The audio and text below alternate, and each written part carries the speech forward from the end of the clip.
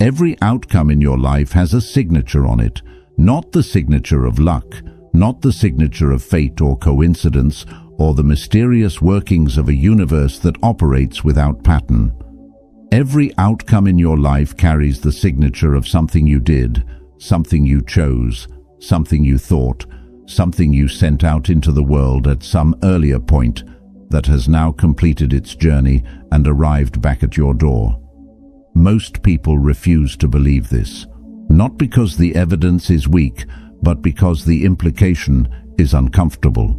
If nothing in your life is random, then you are not a passive recipient of circumstances beyond your control. You are an active participant in the construction of everything that has happened to you, and everything that is currently happening to you, and everything that is about to happen next. That is a confronting idea. It removes the comfort of blame. It closes the exit that leads to the story where your life is shaped primarily by external forces and other people's decisions, and the specific role of a cosmic dice that simply came up wrong for you more often than it should have. But it also opens something far more powerful than comfort. It opens agency, real, genuine, life-changing agency. The understanding that if your actions created your current reality, then your actions can create a different one. That the same force which produced what you are currently living can be consciously redirected to produce something entirely new. This is what karma actually means, not punishment, not a cosmic ledger where wrongs are tallied and debts extracted at inconvenient moments. Karma is the ancient understanding of causality applied to human life. Every action generates an energy. That energy does not disappear. It moves through the world and returns, sometimes slowly, sometimes immediately, sometimes in forms so different from their origin that the connection is nearly impossible to trace. But it returns, always. The 6 laws of karma are not superstition. They are not religious doctrine requiring faith in the absence of evidence. They are observations about the consistent, repeatable patterns that govern human experience. Patterns so reliable that philosophers and teachers across completely separate cultures and centuries and traditions arrived at versions of the same understanding independently of each other. That convergence is not coincidence, it is the fingerprint of something true. Today we are going to walk through 6 of these laws, not as abstract philosophy, but as practical, applicable, deeply human principles that you can begin using today. Each one will ask something of you. Each one will point at something in your current life that deserves a closer and more honest look. And by the end of this video, the way you see the relationship between your choices and your outcomes will never be quite the same. If something in this video lands somewhere, words rarely reach. Comment below, "My actions are my karma." Law number 1, the law of return. Every word you said, every action you took, every kindness you gave, and every cruelty you delivered, none of it disappeared. It is all still moving, and one day it will find its way back to you. Every single thing you put into the world is still moving. The kindness you extended to a stranger who needed it. The cruelty you directed at someone who was already wounded. The genuine effort you poured into your work when nobody was watching. The corners you cut when the watching was absent. The words you said in anger that you cannot take back. The encouragement you gave that changed the direction of someone's day or week or year or life. All of it is still moving, still completing its circuit, still finding its way back to the source from which it originated. We live as though our actions are discrete events, as though each moment is sealed when it ends, and the energy it contained simply stops. We say something unkind and tell ourselves it was just words. We make a selfish choice and tell ourselves it affected nobody. We withhold something we could have given freely and tell ourselves the withholding cost nothing. But energy does not work that way. It does not stop. It transforms and travels, and eventually, in ways we rarely expect and often cannot trace, it returns to the person who generated it. The person who spent years building a reputation for reliability does not have to ask for trust. It arrives. The person who spent years being careless with other people's feelings does not have to explain why their relationships keep breaking down in the same way. The pattern explains itself. The karma of consistent cruelty is a life that grows progressively lonelier. The karma of consistent kindness is a life that grows progressively richer in the things that money cannot buy. Marcus Aurelius wrote, "The universe is change. Our life is what our thoughts make it. Your thoughts are energy. Your consistent, repeated, habitual thoughts are the most powerful energy you generate because they are the invisible architecture beneath every visible action. They determine what you notice and what you overlook, what you move toward and what you avoid, what you believe is possible for your life and what you have already decided beneath the level of conscious awareness is beyond your reach. The law of return operates on your thoughts just as powerfully as it operates on your actions. A person who thinks predominantly in gratitude lives in a different world than a person who thinks predominantly in grievance, even when their external circumstances are identical. Not because the grateful person has better circumstances, because the frequency of gratitude generates a way of seeing that finds things to be grateful for that the frequency of grievance renders permanently invisible. This is not positive thinking as a self-help concept. This is the oldest observed law of human psychology dressed in ancient language. What you consistently put your attention on grows. What you consistently put your energy toward builds. What you consistently give the world in thought and action and intention is what the world eventually gives back. So, the question the law of return asks of you is not complicated. It is simply honest. What are you actually giving? Not what you intend to give, not what you tell yourself you are giving. What is the actual, observable, consistent energy that moves from you into the world in your ordinary, unremarkable, no one is watching moments? Because those moments are the real ones. The moments of public virtue are easy. The moments that test your karma are the moments when nothing is at stake except your own integrity. The moments when cutting a corner would cost you nothing visible and nobody would ever know. The moments when the person in front of you cannot offer anything in return for your kindness, and your kindness therefore has no transactional value whatsoever. What you give in those moments is what you actually are. And what you actually are is what the law of return reflects back at you across the full length of your life. Give what you want to receive, not as a strategy, as a practice, as the daily, unglamorous, quietly powerful commitment to being the energy you want the world to return to you. Law number 2, the law of creation. You are not a passenger in your own life. Every day you either build the life you want or you drift deeper into the life you never chose. The decision is always yours, even when it does not feel like it. Waiting is a choice. Most people do not realize this. Waiting for the right moment, waiting for better circumstances, waiting for someone to give you permission or opportunity, or the specific conditions under which beginning finally feels safe. Waiting feels passive. It feels like the absence of a choice rather than a choice itself. But waiting is one of the most consequential decisions a human being can make because of what it produces. It produces a life shaped by everyone who was not waiting. The law of creation is the karmic understanding that reality is not a fixed landscape that you move through.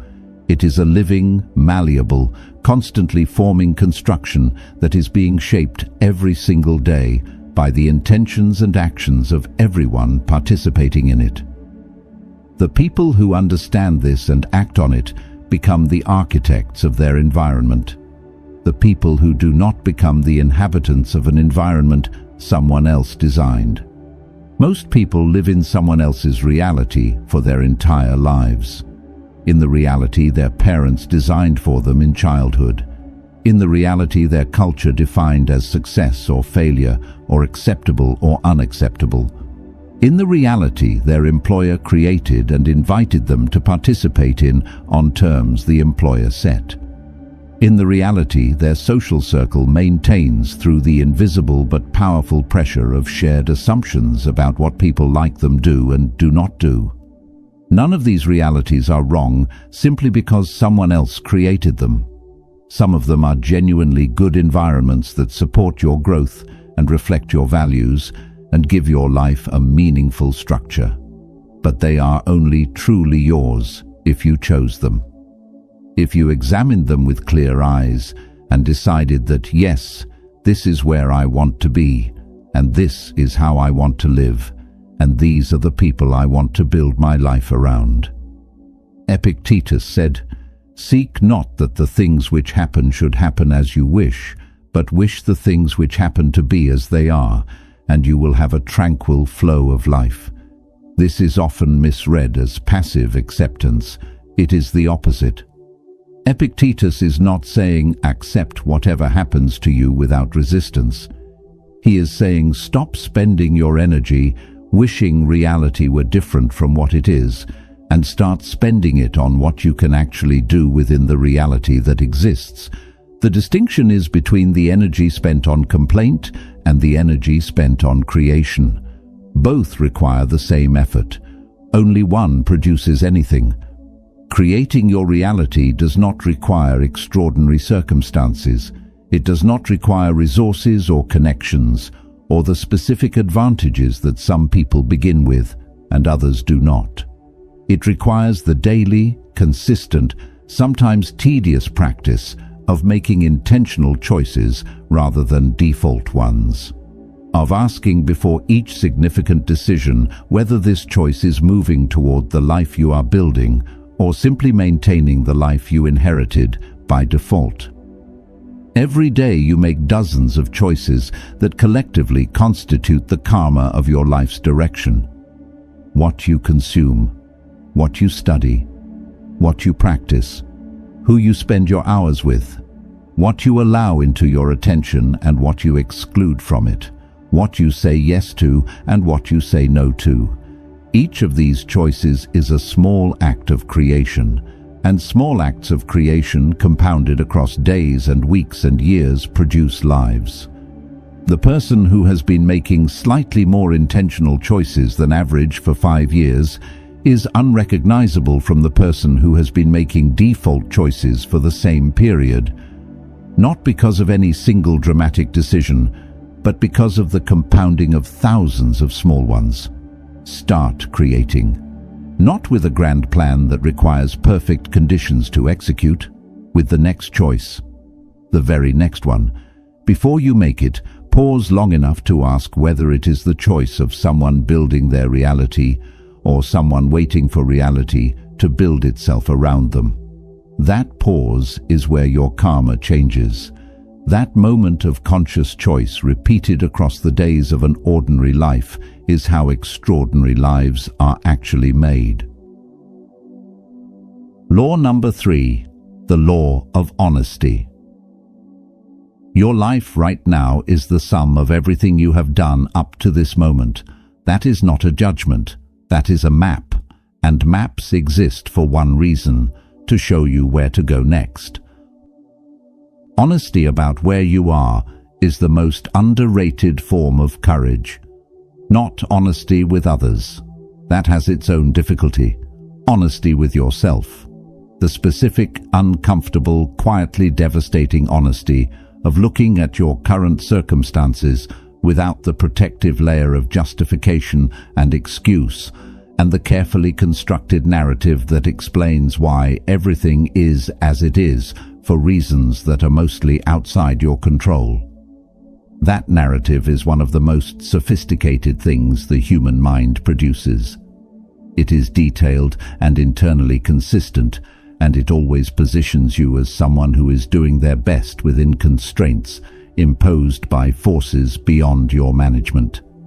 The difficult childhood, the unsupportive partner, the economy, the industry, the specific combination of disadvantages that made your situation uniquely challenging in ways that simpler lives do not have to navigate. Some of that narrative is true. Circumstances are real. Disadvantages are real. The specific history that shaped you is real, and its effects are real, and dismissing any of it is both intellectually dishonest and deeply unkind. But the narrative that attributes everything to external causes and nothing to internal ones is also not true.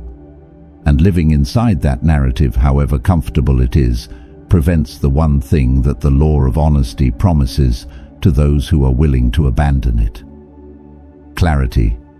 Seneca wrote, "The first step toward becoming better is to admit that you are not yet what you could be, not with self-flagellation, not with the crushing weight of shame about everything you have done or failed to do, with the clean, honest, almost relieving acknowledgement that the current chapter is not the final one, and that the gap between where you are and where you want to be is not a verdict on your worth, but a map of the work that remains. Your present is shaped by your past actions. Every single element of your current reality has a causal chain that runs back through your choices, your habits, your responses to circumstances, your use of time, your patterns of thought. Not every element, and not exclusively, but significantly, more significantly than most people are comfortable acknowledging, the relationship that failed. What role did your patterns play in how it unfolded? The career that stalled? What choices contributed to the stalling? The health that declined? What habits across what period of time moved things in that direction? The finances that never quite stabilized? What decisions repeated across years kept the instability in place? These are not comfortable questions. They are not the questions that the protective narrative wants you to sit with, but they are the only questions that contain answers capable of changing anything. Because the moment you honestly identify the ways in which your past actions contributed to your present circumstances, you simultaneously identify the mechanism through which your future actions can change them. The same causal relationship that produced what you do not want is available to produce what you do want. The karma of honest self-assessment is access to your own levers. The karma of continued self-protection is continued movement in the same direction. Accepting where you are does not mean being satisfied with it. It means being honest enough about it to see it clearly. And seeing it clearly is always, without exception, the prerequisite for changing it. Clarity begins with honesty, not the honesty of confession or public admission or performing vulnerability for an audience. The private, quiet, deeply personal honesty of sitting with your own life and letting it be exactly what it is without the defense of explanation. Letting it be what it is long enough to see it accurately. And then from that accurate seeing, deciding what you are going to do next. That decision made from genuine clarity rather than protective narrative is the beginning of different karma. The beginning of a different chapter. The beginning of a life that is being consciously shaped rather than unconsciously continued. Law number 4, the law of growth. You cannot change the people around you no matter how badly you want to, but you can change yourself. And when you change yourself, everything around you slowly begins to shift in ways you never expected. Every person who has ever tried to change someone else knows the specific exhaustion of that project. The conversations that circle back to the same point without resolution. The hope extended again and again that this time the message landed differently. The energy poured into trying to shift another person's perspective or behavior or choices or character. Energy that returns without having moved anything except your own patience, which has moved significantly in the direction of depletion. Trying to change other people is not just exhausting, it is karmically counterproductive. Because every unit of energy directed outward at the task of managing what other people do is a unit of energy not directed inward at the only change project that has ever actually worked: yourself. You cannot change other people. Not through argument, not through example, not through love, not through patience, not through the most perfectly constructed case ever assembled for why they should be different from how they are. People change when they decide to change, when the internal conditions for change are met in their own experience, in their own time. You can be present for that. You can influence the environment in which it might occur, but you cannot make it happen, and you cannot prevent it from not happening. What you can change with complete and absolute authority that no other person can override is yourself, your habits, your responses, your patterns of thought, your relationship to difficulty and discomfort and failure and uncertainty, your use of time, your quality of attention, your willingness to sit with what is hard long enough for it to teach you what it came to teach. All of this is under your jurisdiction and only yours. Marcus Aurelius wrote, "You have power over your mind, not outside events." Realize this, and you will find strength. The strength that comes from this realization is not the strength of someone who has gained control over their circumstances.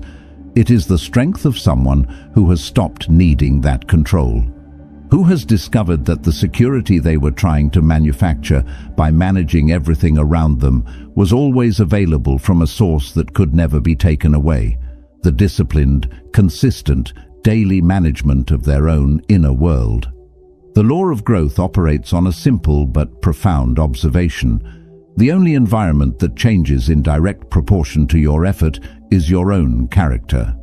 Everything else responds partially, inconsistently, sometimes not at all.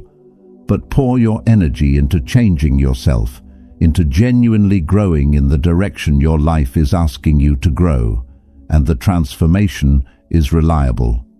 It compounds, it accumulates across days and months and years into something unrecognizable from what it started as. And here is where the law becomes most interesting.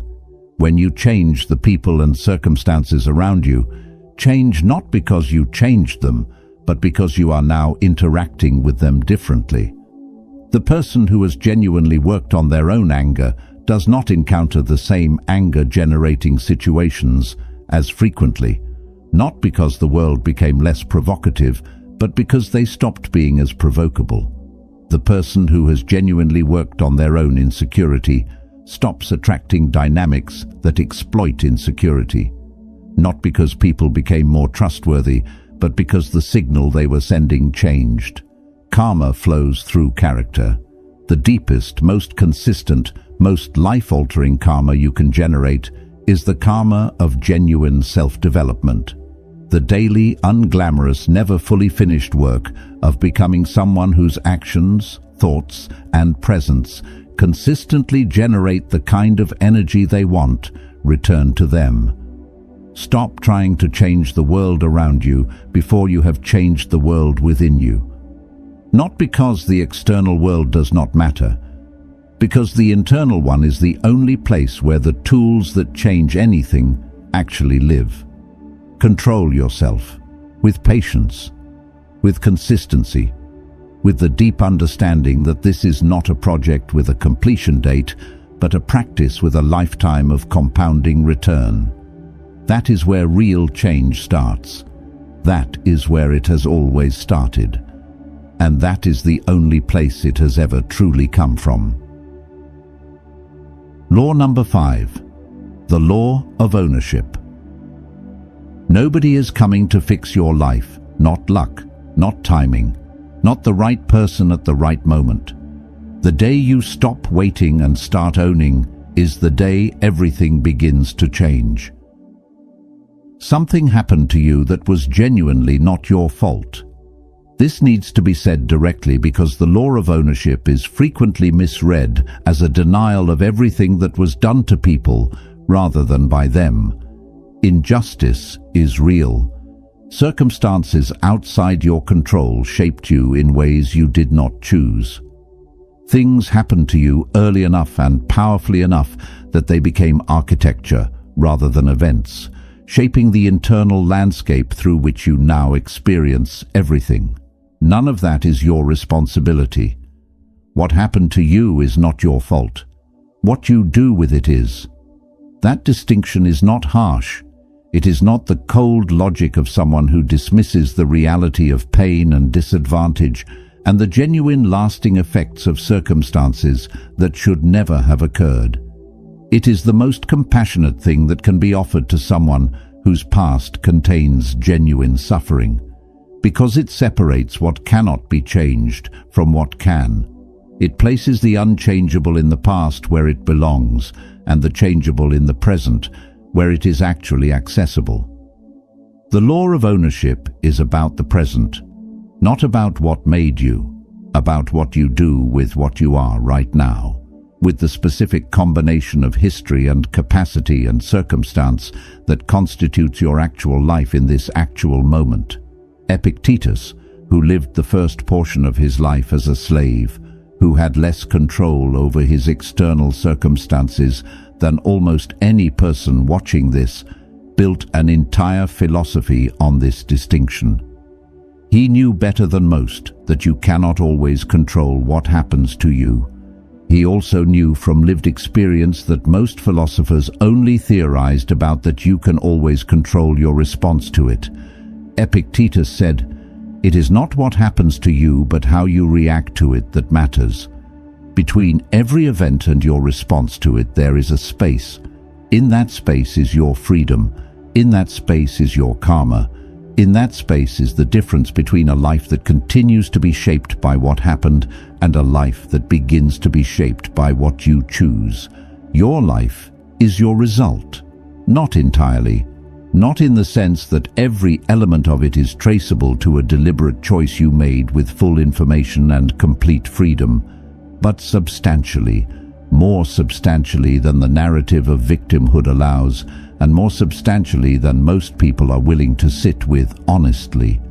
The patterns that repeat in your relationships, the financial situations that keep recurring in different forms, the professional ceilings that appear regardless of where you work, the emotional dynamics that show up with different people but follow the same shape. These patterns are not random. They are not bad luck. They are the karma of something that has not yet been examined honestly enough to be changed. Taking ownership of these patterns is not the same as blaming yourself for them. Ownership and blame are completely different orientations. Blame is backward-facing and punishing. It says you were wrong and the wrongness defines you. Ownership is forward-facing and empowering. It says you have the ability to respond differently, and that different response will generate different karma. The moment you take genuine ownership of your life, not performatively, not as a temporary mood of self-improvement that fades when circumstances press back, but genuinely and consistently, and in the ordinary moments when accountability costs you something real, your karma shifts. Not dramatically, not immediately in the external circumstances, but in the internal orientation that generates external circumstances over time. Your choices built this. Your choices can build something different. That is not a burden. It is the most liberating truth available to a human being. Your life is not a fixed sentence. It is a living document that you are writing with every choice you make, and every response you offer, and every moment you either act from your highest understanding or retreat from it into the comfort of familiar patterns. Own it, all of it, not with shame, with the quiet, powerful, life-changing understanding that ownership is the only position from which anything can actually be changed. Law number 6, the law of connection. Nothing you have ever done was wasted. Nothing you are doing right now is without consequence. Every small choice is quietly building the next chapter of your life, whether you are paying attention or not. Nothing in your life exists in isolation. The conversation you had 3 years ago that shifted something in the way you see yourself. The book you read at exactly the right moment that changed the direction you were heading. The decision you made in a difficult season that felt small at the time and turned out to be the hinge on which the next several years swung. The habit you started or stopped. The person you chose to spend more time with or less. The thought you entertained repeatedly until it became belief, and the belief became behavior, and the behavior became outcome. All of it is connected. All of it is still active. All of it is part of the living, continuous causal chain that runs from your earliest choices through your present circumstances and forward into everything that has not yet happened but is being shaped right now by what you are doing in the moments that feel too ordinary to be consequential. The law of connection is the karmic understanding that time is not a series of isolated episodes, but a single continuous narrative. That the you of 10 years ago is not a separate character from the you of today, but the same person in an earlier chapter of a story that is still being written. That what that earlier chapter contained is directly, causally, inescapably connected to what this chapter contains. And that this chapter, the one you are living right now in this ordinary week, in these unremarkable days, is directly, causally, inescapably connected to what the next chapter will contain. This is either the most motivating or the most confronting idea in this entire video, depending on where you currently are, and how honestly you are willing to look at what your present chapter is building toward. Seneca wrote, "Dum diffiter vita transcurrit." While we are postponing, life speeds by. What you are doing right now, while you are waiting for the right moment to start building the life you actually want, is also building something. The question is not whether your present is creating your future. It always is. The question is whether it is creating the future you want or simply continuing the pattern of the past. Connection means that nothing is wasted and nothing is free. Every good thing you do today is connected to something good that will exist in your future, even if the connection is invisible from here. Every avoidance, every postponement, every moment spent maintaining a comfortable present at the cost of a better future is also connected to something. Connected to more of the same. Connected to a future that looks remarkably like the present because the present kept generating the same inputs. This law also carries something deeply comforting for the person who has made significant mistakes or spent significant time in directions that did not serve them. The connection runs forward as well as backward. Your past built your present, but your present is building your future. And the present is always now. Always accessible, always regardless of how long the previous chapter ran or how far in the wrong direction it went, capable of generating different karma for what comes next. You cannot change what the past built. You can change what the present is building every single day, with every choice, with every thought you choose to entertain or dismiss, with every action you take or defer, with every relationship you invest in or release, with every habit you begin or end. All of it is connected. All of it is building. All of it is karma in its most active and immediate form. The law of connection asks one question with profound patience and complete consistency across the length of your entire life. What are you building right now? Not in the big moments that feel significant, in the ordinary ones. In the Tuesday afternoon choices and the Thursday morning habits and the Sunday evening decisions about how the coming week is going to be spent. Those moments are connected to your future with exactly the same force as the dramatic ones. Sometimes more so because they are more numerous and because their cumulative weight, invisible in any single instance, is enormous across the full arc of time. Build consciously.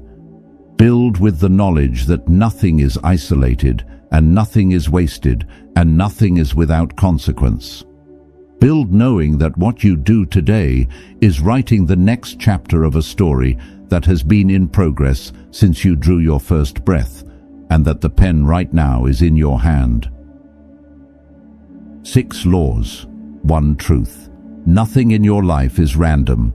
Every action, every thought, every choice, every habit, every response, every moment of courage, and every moment of avoidance is generating karma, is sending energy into the world that will complete its circuit and return, is building the next chapter of a life that is not being written by fate or luck, or the decisions of other people, but by you, every single day. In the moments that feel too small to matter, and the moments that feel too large to navigate, and all the ordinary unremarkable moments in between. What you give returns. What you create is your reality. Where you are is where your past choices led you. Who you are becoming is the only change that changes anything. What you do with your circumstances is your ownership and your power. And everything, absolutely everything, is connected to everything else in a causal chain that runs from who you were, through who you are, and forward into who you are going to be. Karma is not punishment. Karma is not a cosmic force waiting to settle scores or reward virtue in proportion to its public visibility. Karma is simply the honest, patient, endlessly consistent reflection of what you are, what you consistently think, what you consistently do, what you consistently give to the world and to yourself across the full length of your ordinary days. Change your actions and your life follows, not immediately, not in a single dramatic moment of transformation, but reliably, consistently, with the compounding certainty of a universe that was built on causality and has been operating on it without interruption since before your life began. The karma of this moment is already forming. The question is what you are going to put into it. Marcus Aurelius wrote, "Waste no more time arguing about what a good person should be.